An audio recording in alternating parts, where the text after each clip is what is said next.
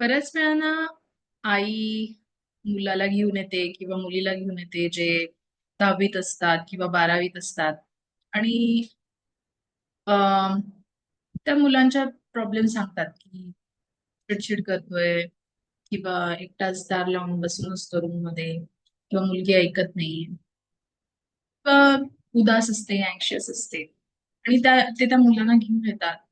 पण what I see different is आई सुद्धा स्ट्रगल करत असते आणि कधी कधी मुलांपेक्षा आईच जास्त स्ट्रगल करत असते इमोशनली. रिसेंटलीच असं झालं. एक आई त्या मुलाला घेऊन आली आणि त्याला होतं म्हणजे अभ्यासाचं टेन्शन होतं, फ्रस्ट्रेशन होतं, चिडचिड होत होती. आतून तो उदास पण होता, नैराश्य होतं, फ्रस्ट्रेशन होतं खूप सारं. त्यात त्यात स्वतःचे काही कारण असतील. पण मला हे दिसलं की तिथे अ, जेव्हा आईला विचारलं की हाऊ आर यू, तर आई म्हणाली की मला हे असंच गेली 10 वर्ष होते. पण तिला हे कधी असं वाटलंच नाही किंवा समजलंच नाही की मी एक डॉक्टरची मदत सुद्धा घेऊ शकते किंवा मला मदत मागायचा अधिकार आहे का. हा प्रश्न तिने स्वतःला विचारला नाही किंवा तिने तसं अप्रोचही केलं नाही. यावरून मला एक गोष्ट समजते की आपण आपल्या मुलांसाठी डॉक्टर शोधतो, पण आतल्या अस्वस्थ आईचं काय. जर तुम्ही पण एक आई आहात किंवा mother and watching this, and if you feel constant worry about your child, सततच मुलाची चिंता, त्याच्या भविष्याची चिंता, अभ्यासाची चिंता असं तुम्हाला वाटत असेल, गिल्ट वाटत असेल की तुम्ही एक आई म्हणून पुरेसा वेळ देत नाहीये किंवा काही व्यवस्थित करू शकत नाहीये तुमच्या पाल्यासाठी, getting triggered, reacting and then regret. आधी तुम्ही ओरडून घेता आणि नंतर तुम्हाला गिल्ट वाटतं की अरे मी असं का वागले.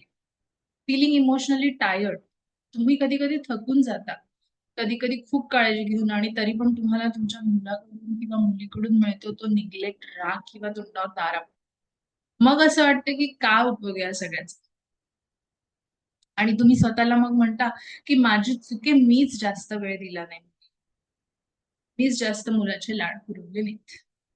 I want to tell you something honestly, you are not a bad mother, you are an overwhelmed mother. खूप सगळ्यांसाठी इमोशनली करून आणि अवेलेबल राहून तुम्ही आता थकलेले आहात. As a psychiatrist I see this pattern majority of times. Clinical setting मध्ये हे खूप वेळा दिसतं. And I want to share something important with you. Your child emotional state is deeply connected to yours.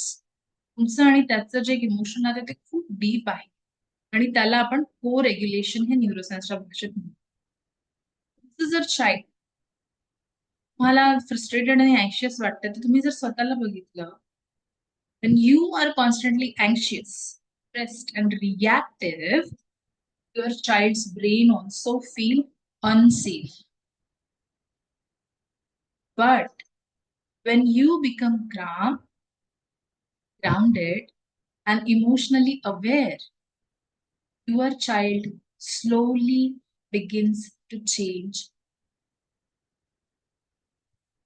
तुमच्या शांततेतच, म्हणजे काम तुमचं मन आणि ब्रेन असण्यातच, शांत पीसफुल हे असण्यातच तुमच्या मुलांचा बदल दडलेला आहे.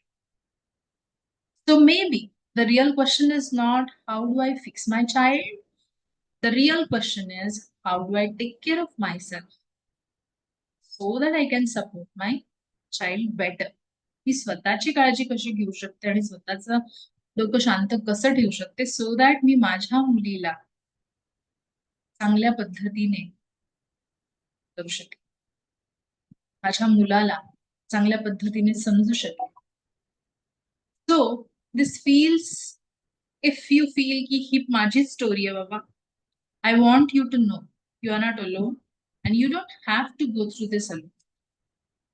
आणि म्हणूनच मला असं वाटलं की mothers like you, I want to create some supported and calm space हे तुम्हाला अंडरस्टूड फील, कारण तुम्हालाही मोकळा श्वास घेण्याचा अधिकार आहे. मी डॉक्टर वृषाली गर्दे, and let's find the मोकळा श्वास together.